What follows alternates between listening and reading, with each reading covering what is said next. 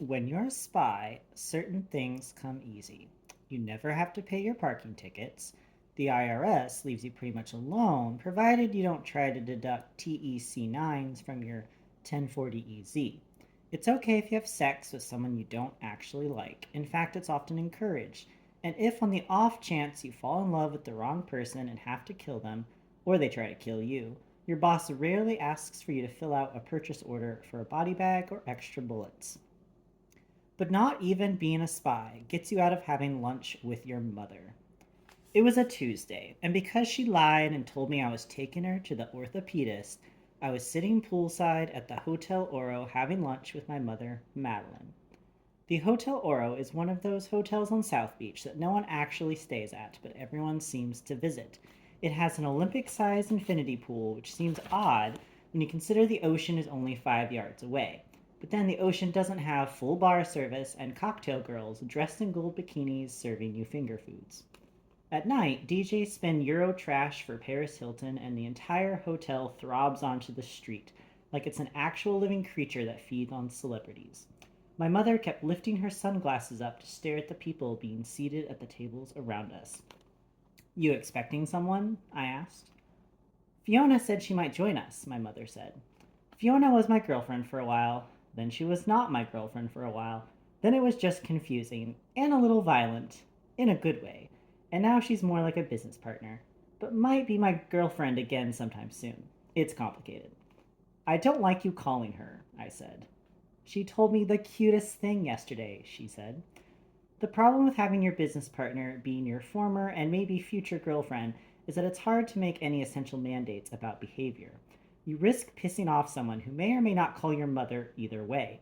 It's only slightly worse when the same person happens to be a former IRA gun runner who still has something of an opaque moral center and who doesn't understand personal boundaries. Do tell, I said. Just girl stuff, Michael. Girl stuff. 10 years of interrogating hostile enemy targets, you'd think I'd be able to break through that code. But give me 20 Enigma machines and 50 men sitting in a locked room at Quantico, and there'd be no way of figuring out what the hell girl stuff means. I'd have been more upset with this whole line of conversation had I not been distracted, which is actually how I generally like to feel during conversations with my mother. That way I don't get too emotionally involved, or in a pinch, complete ignorance if important dates or activities are mentioned. Across the pool, three white guys in Cuban shirts, tan chinos, and ankle holsters were trying their best to look natural, which would have been easier if they weren't all wearing the same shirt, which is what happens when you try to look natural by letting some intern buy your resort wear. That they weren't trying to look natural while monitoring me was of some concern. We should do this more often, Michael, my mother said. What's this exactly? Family time. You know, it wouldn't kill you to take me out to lunch every week. I read where the president calls his mother every day. She even vacations with him sometimes. The three white guys and Cubans were a little on the chunky side, and their skin was almost translucent, which meant they weren't normally field agents. Field agents tend to have a few fast twitch muscles and maybe a decent farmer's tan from sitting with their arms out car windows, waiting for something to happen, or snapping photos, or shooting at moving targets. Doughy is no way to go through life. Everything works less effectively when you've got plaque in your arteries, but Doughy also says happy, content, secure. Miami Dad's Finest, the Strategic Investigations Bureau. SIB agents are paper hounds and numbers guys, loophole chasers. Get them outside, and maybe they know how to handle a gun, but you take them out of their comfort zone, you put a knife to their throat, or you show them a little of their own blood, and they turn into hand puppets. That's great, I said. Next time I see the president, I'll let him know you're free. I'm serious, Michael, she said. Since you've been back, you haven't taken me to a single movie. Would it kill you to take me to see a movie? It might, but at the moment I was more concerned by the SIB agents. If they were anchoring the back door, that meant someone was in the front and that there was probably a gun or two aimed in this direction from one of the adjoining buildings. Most likely the ATF was near too. Ma, I said, how did you hear about this place? Fiona said we should meet here. When? This morning. Why, Michael? Did you call her? Michael, I know you want your privacy, but it's not wrong for a mother to call her son's girlfriend. Do you know when I was dating your father that your grandmother used to call me every morning? If you're a tourist, one of the best things about coming to South Beach is the ease with which you can pool hop from one hotel to the next. Why, you could rappel down from the Hotel Victor's rooftop pool directly into the Hotel Oros if you happen to have that skill set, which, judging by the two slightly more athletic looking agents poised to do just that very thing across the way, they're now teaching younger and more agile government recruits. Though I suspected the ones at the Victor were actually ATF. I didn't know that, I said. I stood up as casually as possible so as not to arouse any suspicion in the SIB or ATF agents. Mistakes get made when you haven't been out of the office for a few years and now have a license to shoot someone. It's doubly bad if you've been gorging on fatty foods in the interim and are now a little nervous, are thinking, yeah, maybe if I put a bullet into someone, like a former IRA gun runner, wanted by an alphabet soup of organizations alive or dead. Thinking, maybe I'll get a bump. Thinking, maybe I'll get a corner office. Why don't we talk about it in the car? But our food hasn't even arrived, Mom said. I clenched my teeth into a polite smile, just in case I was on a camera somewhere. We need to go, I said. Now. What about Fiona? Fiona won't be showing up, I said. For the last 10 years, I've lived wherever the government has told me to live. There were also times when I didn't live anywhere at all. Times when a helicopter would drop me in front of a target, I'd do my job, and the helicopter would pick me back up 5 minutes, or 5 hours, or 5 days later, depending upon the circumstances of the job and whatever collateral damage might have ensued. You don't ask a lot of questions. You're given your assignment and you do it or you risk the consequences. My last official job as a covert operative was in the lovely city of Warri, Nigeria, vacation hotspot for large arms dealers, exhausted genocidal maniacs, and anyone who loves to fall asleep to the peaceful drumming of AKs being fired into the sky.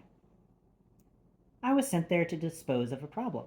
A gangster was causing problems along a lucrative oil field, as in he periodically had his people blow up the refinery, sabotage the pipeline, kill the security detail, that sort of thing. And I was there with a very simple offer of $750,000 to find some other way to entertain himself. Sometimes it's just easier to pay off the bad guys. Fewer bodies, less psychic turmoil, but mostly fewer bodies. Everything was going swimmingly. We had a charming room in the lovely Warri Grand Hotel, where every low-level thug is treated like a higher-level thug. I didn't trust the gangster. He didn't trust me. But there was money from the American government in between us, and we both trusted that. The problem was that at some point between me stepping off a plane in Nigeria with the authorization to wire money into the Russians' account and the exact moment I made the call to start the transfer, I lost my job. If I worked at Kinko's, that wouldn't be much of a problem. I'd just strip off my name tag and walk out the door, because even on your worst day, it's unlikely a gangster will kill you if you lose your job at Kinko's. But when your job is to deliver $750,000 to a gangster, and you have to try to explain to him that unfortunately you've just been informed that there's a burn notice on your file, and therefore all pending deals you're a part of are now canceled, well, there's going to be hard feelings. There were. Thing is, you can't just tell a gangster that you've lost all of your security clearances, that your cover is gone, that your bank accounts have been frozen, and that for all intents and purposes, Michael Weston is pretty much just a regular guy now, and he'll have to find someone else to deal with if he hopes to get his money. Even if it's the truth. Which it was. But when you get a burn notice, it's not just your job you lose, it's all the fringe benefits too. Like assault teams, exit strategies, someone who might claim your desecrated corpse. Thus, if you happen to get your burn notice in a place where you're likely to catch fire too, you're obligated to figure out a more serviceable truth if continuing to breathe is a priority in your life. Or failing that, you fight your way out and hope to survive. I did a combination of both, the result being that I got out of the hotel alive, barely, boarded a plane with half a rack of broken ribs, a concussion, a few chips, a few dings, passed out and woke up in Miami, my childhood home, the very place I ran from when I joined the military out of high school, the place I've avoided returning to every year since. The place where my mother, Madeline, lives in a periodic state of hypochondrial distress, where my brother Nate gambles and grifts, where my father is buried, but where his ghost still wanders around. The place where I now live in a vacant loft above a nightclub. From the two windows in my loft, I can see a sign store and the little river, which winds from the coast back into the heart of the Everglades. There are exactly 9 palm trees on my street. At night, after the nightclub closes, It's always exciting to watch drunks alternately piss on the palm trees or attempt to have sex against them. No one ever comes to clean them up either way. A drug dealer named Sugar used to live beneath me until I shot him. It's the kind of neighborhood where anyone with a gun would feel right at home, but it's not any place I want to live. Since finding myself in Miami, I've tried to unravel the truth behind my burn notice. What I know. If the government truly wanted me dead, I'd be dead. They might be willing to let someone else kill me if it should happen during the daily course of life, but they aren't sending assassins to my house. That my dossier is filled with flagrant inaccuracies is of no matter, apparently. The message they've sent through various means is clear. If I want to live, I am to stay in Miami, which is why I knew that SIB and ATF agents weren't looking for me at the Hotel Oro. Fiona, on the other hand, I had a meeting planned with a lovely new client, Fiona said.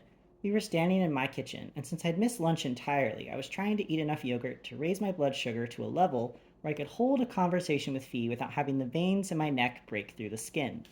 Plus, Fiona was wearing a yellow sundress, and when she moved, different parts of her body seemed to glow beneath the fabric, and she smelled vaguely of vanilla and strawberries. Difficult circumstances all. I thought I'd drop off my small package for her and then join you two poolside. What did you have in that package? 3 QB Z87s, she said. 3? Well, more like 10, she said. 10 Chinese assault rifles, I said. You just had those in your closet? I stumbled on a few, she said. When I first met Fiona, she was mostly robbing banks and dealing arms for the IRA. But then other organizations heard about her particular abilities, and so she opted to hang a freelance shingle out in the world. When I woke up in Miami, she was sitting beside me in a hotel room, which is what happens when you forget to change your emergency contact information. I hadn't seen her since a rather hasty departure from Dublin. Interpersonal relationships have never been my strong suit. That's hardly enough to bring out the cavalry, I said. I also had a few spear hollow points that I was providing as a service. And this is where it always gets interesting with Fiona. A few? A case. A very small case. Fee. It was an excellent deal, Michael, she said. So 10 Chinese assault rifles and a very small case of hollow points. That was it. Closer to a gross of hollow point clips if you're going to split hairs about things. It's never as simple as black and white with Fiona. While I'm virtually imprisoned in Miami, Fiona is here by choice. The only thing holding her to this place being whatever it is we have, which at the moment is strictly business, though not always platonic. Like I said before, it gets complicated. That she was sitting in my loft flipping through a magazine when I returned from our aborted lunch didn't surprise me in the least. I was frankly surprised she wasn't in the back seat of my Charger when we stepped out of the hotel.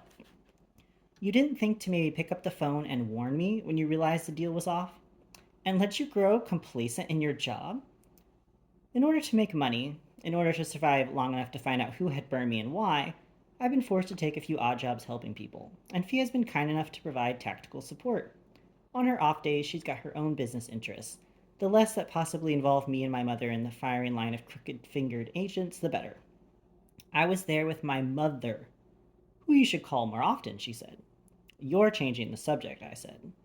Fiona stepped around me and opened up my refrigerator and stared inside. Do you have anything with protein? The point here is that you were set up, Fiona, I said. There's no devaluing your ability to notice the obvious, she said absently. She was pulling out old food from my refrigerator and systematically smelling items and then immediately throwing them away. What do you intend to do? Fiona finally found an apple that met her approval, bit into it, and then chewed thoughtfully. Well, she said, swallowing, I could blow up the hotel. Do you even know who the buyer was? I asked. Fiona waved me off. No one who will be missed, she said, and the hotel has terrible parking anyway. Did you get a name, Fiona? A room number? Michael, I can handle this myself, she said. That's my concern. My actual concern was that Fiona hadn't been set up innocently, or as innocently as anyone is set up to be shot by government agents, since it's not as if Fiona has kept a low profile since she arrived in Miami.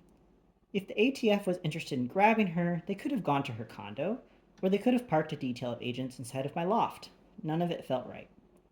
Before you bang and burn the Hotel Oro, I said, let's talk to Sam, see if he can find out anything.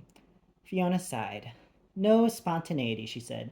You should try it, Michael. It wins girls' hearts. Once you're out of the trade, there's not much you can do to earn a living that is remotely like what you've done before. unless you've been working under a cover during your years of service that actually entails a real job, like hosting the Gong Show, for instance, and thus can just keep on working after you've been unsetted out of your security clearances. But if you've been flying around the world, killing people, and blowing up enemy targets, it's tough to slide behind a desk. Most spies are spies because they lack certain people skills: honesty, ethics, respect for property. So your choices are generally limited. You can work for a paramilitary security group like Blackwater, which presents its own set of problems, not the least of which is that you can now get arrested for what you used to do legally, like shooting people. You can get a job as a bodyguard for someone wealthy enough to require one, but wealthy people typically pay for crap. The reason they have so much money being that they don't squander it on things like expensive security details. Or you do what Sam Axe has done, which is live well by being the kind of man women want to sleep with, take care of, and occasionally give a Cadillac to. One of the first times I can recall working with Sam Axe was in the mid 90s. We were in the northern Caucasus Mountains training for an operation in Dagestan that ended up being aborted at the last moment. At the time, Sam still looked like the Navy SEAL he'd been, lean muscle mass stacked on a body fit for a linebacker, though he was under the employ of the Special Forces by then, mostly doing ops in the former USSR and the Middle East. Figuring we had nothing to lose since the job was off anyway, we went to a bar Sam knew of in the village of Burl, about 2 dozen clicks from our base camp. Sam always knows of a bar. Way I see it, Sam said then, worst thing that could happen is we get into a fight and they'd know a team of special forces was hiding in the mountains, preparing for some kind of armed action, and we'd end up on trail at The Hague. Seemed like a reasonable risk. By the end of the night, we were eating goat stew in a sprawling ranch house owned by a widow named Thekla, when Sam was seriously considering marrying. She promised him all the goat he could eat, for life. It didn't end well, of course. He essentially washed out a few years ago, and now, if you were sitting across from Sam Axe, you might think he was a retired surfer. He favors Hawaiian shirts to camouflage, his muscles are covered by a subtle sheen of beer fat, and he's let his hair grow out over his ears, where it's now touched with wisps of gray. All of his hard edges have been smoothed over with suntan oil, boat drinks, and ocean views. He's technically still on the books with the government, but is mostly just playing out the string, taking the odd investigative job which has dovetailed into us working together solving other people's problems. Otherwise, his main job is to drink and sit in the sun, when he's not engaged watching me for the FBI. Watching is maybe a bit of a misnomer. It's more like proctoring, since there's nothing covert about what he's doing. At least not anymore. For the first few weeks, he made a go at being secretive, but then just told me he had to do it or they'd hold up his Navy pension. And his goal isn't so much to forbid me from doing anything, as it is to make sure I don't piss off the FBI enough that they have me erased completely. He only gives the FBI what they want, but never volunteers information, which is fine. Having a friend as the conduit to the people who may eventually pull your card isn't so bad. It's not like he's the Stasi. Plus, everyone needs to eat and drink, maybe especially drink, which is what Sam was doing when I found him at the News Cafe. I called Sam just after meeting with Fiona to see if he could plug into a few of his sources to find out what the chatter was about the Oro. The thing about anyone with security clearance is that they're like 16-year-old girls when you get down to their core. They all want to talk about the pretty outfit they did or didn't get, assign blame, and start pulling hair. Sam, well, he's got powers of persuasion. He can usually just pick up the phone and ask a question of these people, be they CIA, FBI, NSA, or the most clandestine of all agencies, the DMV, and they'll at least tell him whom they're pissed at. It was 3 o'clock, and Sam sat facing the ocean, his shirt unbuttoned just enough so that passing tourists could see a few tufts of hair climbing up toward his Adam's apple. For a buck, he'd pose and let the savages take digital pictures. He was joined by 5 empty bottles of Corona, a ramekin filled with spent limes, and a plate of congealed fat that might have once been cow-based. I sat down across from him and tried to work the angle of the sun so that I wouldn't pick up the glare off of Sam's slimed-over plate. I switched seats 3 times before giving up and putting on my sunglasses. You just missed Veronica, Sam said. Veronica was Sam's girlfriend in the same way any woman has been Sam's girlfriend, which is to say she didn't have a strong opposition to congealed fats and beer, or at least Sam's particular charms outweighed the opposition. What those charms are, I've never been certain, except that I think he must excrete some kind of chemical in his sweat that attracts women with money. The same chemical also tends to attract women with husbands, which has caused problems in the past, though nothing Sam couldn't manage by kicking through a wall or two and running nude through the Everglades. That's one way of applying your specialized training in everyday life. A shame, I said. We always have so much to talk about. The longest conversation I've ever had with Veronica consisted of her saying hello to me and me raising my eyebrows at her. It used to be that the fewer people I got to know personally, the less I might be disappointed by them later, but now it's just about convenience. I hope she wasn't driving. I picked up one of the bottles of Corona and blew into it, making that humming sound. One of the perks of not constantly being in hiding anymore is that sometimes, just for the hell of it, I can act like a human. Oh, those are all mine, Sam said. You don't say. How many is that today? Depends when you think today technically begins. Sunrise seems like a good starting point. Sam closed his eyes and started counting on his fingers. When he started doing laps around his thumb, I figured stopping him would make the day go easier on both of us. Round off. About half, he concluded, which seemed right, since the day still had 9 hours left in it. The difference between Sam Axe and most men is that alcohol doesn't seem to faze him much. No one ever claimed Sam wasn't complex. Veronica's got a job for us, Sam said. Friend of hers is in a bit of a jam. In a jam? What does that constitute exactly? You know, Sam said. Someone's in over their head, in a fix, in a bind, needs a tall, dark stranger to make things right, all that. Let me guess, I said. International terrorists? Peruvian gun cartels? Jehovah's Witnesses? No. Sam squirmed in his chair. I'd come to talk to him about the incident at the Hotel Oro, and now here I was being put on the spot to help a friend of Veronica's again, which wouldn't be so bad if they weren't the kind of people whose problems tended to start out as one thing and ended up as something else altogether. Rich people say it's all a mix up of paperwork, and then a couple days later, someone is trying to slit my throat. Well, that's a nice change. I'll guess again. Mikey. Now hold on, let me think. Drug dealers? No, Sam said, forget it. No? Not really. So they're sort of drug dealers? If you're not interested, Sam said, I can handle the job myself. The last time you handled the job yourself, I said, what was the final body count? 10? 15? Which I thanked you for, Sam said. I don't like to kill people, Sam, I said. I've got enough problems.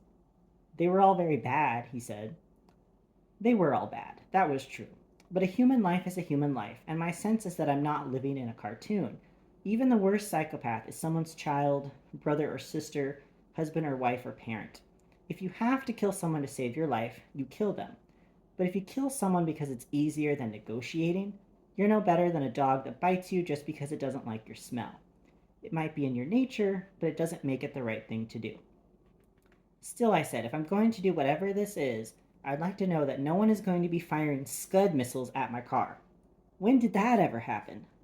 Chechnya, I said, after you broke up with the goat stew woman.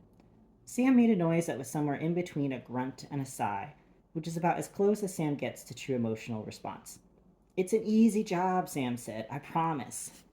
You have no idea what the job is, do you? I have a general outline, Sam said. Like I said before, damsel in distress, that sort of thing. Besides, you owe me. I found out about your little party at the Hotel Oro.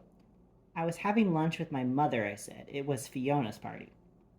Kinky, Sam said, and then he broke down the particulars. An anonymous tip indicated that a courier would be arriving with a cache of assault rifles and ammunition, which was true, to be sold to certain Saudi nationals staying at the hotel. The thing is, Mikey, he said, taking a swig from each of his 5 empty bottles, gathering up just enough backwash for a decent mouthful, the caller had names, big no-fly names, 15 different guys named Mohammed and Abdullah. They were already cleaning out cells at Gitmo. Dick Cheney was going to fly down and interrogate them himself, do a little waterboarding. I put a hand up. I get it, I said. Crazed fundamentalists. I grabbed up the 5 bottles and put them on the ground, lest my nausea from watching him drinking his own spit get the best of me. Continue. Right, he said. He stared at the bottles a little mournfully until I literally snapped my fingers in front of his face to break the trance. Well, anyway, they had the hotel scoped for those guys, but had no idea who Fiona was, only that they were looking for a woman carrying a bunch of heat. What about the crazed fundamentalists? The block of rooms they booked was occupied by a sect of Elder Hostile. Elder Hostile, I said. I flipped the name through my mind and nothing came flashing up. I hadn't been out of proper intelligence so long that an entire sect could have risen up without my knowledge, had I? Very dangerous group.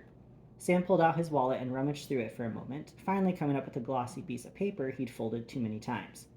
This is how they recruit, he said, handing it to me. Sophisticated bastards.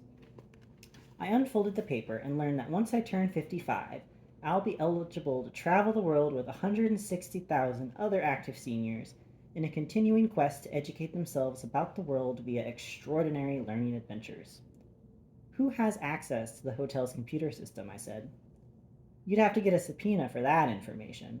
Sam paused, which I took to mean he was going to let me process how clever it was that he knew I'd ask that, then that he expected me to ask him to do me a favor and try to find the information out in whatever way he could, since I clearly thought this was now something larger than Fiona, that it probably involved me, and that someone was just using Fiona as a message to me, and then that he'd stun me with a reply on the subject that was abject in its thoroughness, and that I would then thank him profusely for thinking of all the possible intangibles before I could even formulate a question. So instead, I just stared at him and waited. For a few minutes, we actually sat there silently until Sam finally got the hint that I wasn't going to bite and just opted to give me what I wanted to hear. They've got an 800 number that routes to a call center in Nebraska, he said. They've got 25 in house reservation clerks, another 25 front desk employees, then there are about 50 bellboys, half of whom have a record of some kind, petty stuff mostly. Though there's a guy parking cars who's actually got a pretty nice book running right now, even takes bets on Japanese Premier League soccer, who did a year for running a book I frequented a few years ago, which seems excessive, but that's just me, though it looks like he lied on his employment application and said he spent the last year studying abroad. And then there are the bartenders, cocktail and restaurant staff too, and the whole executive branch, and probably a few corporate people who, with just a few keystrokes, could find out anything they wanted about anyone staying at the hotel. Good customer service, I said. If you ever want to start stealing identities for a living, but have an aversion to sifting through trash or aren't especially good at hacking into personal computers, get a job at a hotel. People on vacation are stupid. They trust everyone with a name tag. Walk up to a person sitting poolside and ask them to confirm their room number by giving you the last four digits of their social security number, and most likely they'll give you all nine, because everyone recites the entire number in order to get to those four numbers. Barring that, come by the next time and ask for the first five numbers. Ask them for a special PIN number for the hotel voicemail, and you'll likely get their ATM PIN, too. Ask them to surrender their passport, give a vial of blood and a cup of urine, and if you'd ask nicely and promise them a robe and a mint, you're unlikely to get any sort of resistance whatsoever. And if you don't want to get an actual job, just get a name tag. 300, Sam said. 300? That's how many people, give or take, have access to the system, Sam said. 300 people, but only one had a reason to set up Fiona, but not enough reason to actually give out her name or her description. 300 people who might have had access to anyone dumb enough to give up their information and change it to the names of known terrorists, but only one who'd actually know those names. 300 people and only one who might reasonably want to send me a message by using Fiona without getting her killed in the process, making it all so obvious that only someone completely untrained and unknown would walk into it. Who owns the hotel? I asked. Shareholders, he said, but he said it in the same way he told me I need to get a subpoena. Are we going to do this again? I said, or are you just going to jump right to the part where I realize who is currently in Miami that might want to kill me? It's owned primarily by an Eastern European conglomerate, Sam said. That's not terribly specific, I said. If I have to boil down who might want to send me a message to half of a continent, I'll be dead before you're able to flag down the waitress again. I saw a lot of Russian names, Sam said.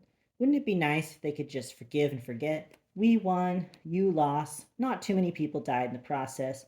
Sit down, have a drink of vodka, put on a pair of Levi's, call it a game. Tell that to Putin, I said. Putin, Sam said. He spit the Russian president's name out like it hurt. I ever tell you what a crap shot he was? No less than 100 times, I said. The fact was the former Soviet Union was one of my main theaters of operation.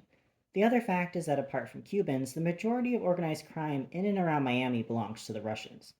A few years ago, they made a strategic alliance with the Colombian drug cartels, the result being that the Colombians supply the product, the Russians supply the money and the muscle. Along the way, just like the good little capitalists they've become, they've bought into real estate, gobbling up shopping centers, hotels, nightclubs, entire neighborhoods.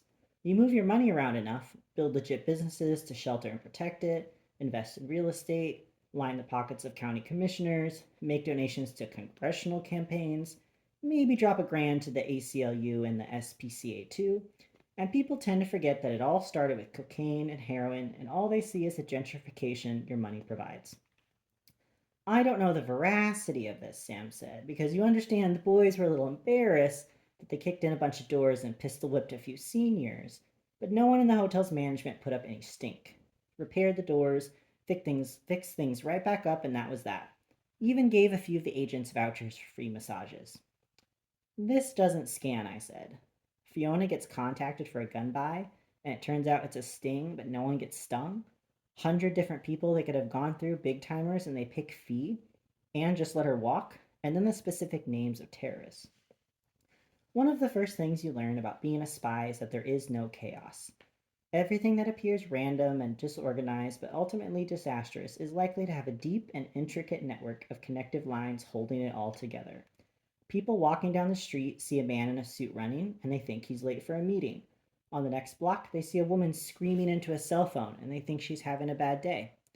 And when they get to their office and it's been cordoned off with crime tape, they think maybe someone killed themselves and took out a few coworkers in the process. I see possibility, connection, locus points. I stood up and dropped a 20 on the table, which would cover at least another round or two. Maybe it's not about you, Sam said. Maybe, I said. Maybe it's all a big coincidence, Sam said. Maybe, I said. Maybe you're going to go over there and find out anyway? Definitely, I said. I looked down at the table and saw that the 20 was already gone. Sam's like a cat. You want me to go with you? No, I said. If it's nothing, it's nothing. If it's something, it's probably something you don't need to be a part of. Sam nodded. I knew if I needed Sam, he'd be there. But at this point, it seemed prudent to find out for myself what was waiting for me. If I had to do with my bird notice, bringing along Sam wouldn't help things. Listen, Mikey, this thing with Veronica's friend. What time, Sam? I told her we'd be at her place tomorrow morning at 9. I checked my watch. It was just short of 3:30. The sun was still full in the sky. You going to stay up all night? Sam considered that idea for a moment, giving it more credence than I thought possible. I guess maybe I'll try to turn in early, he said. You want your 20 back? Keep it, I said, walking out, in case I need to make bail later.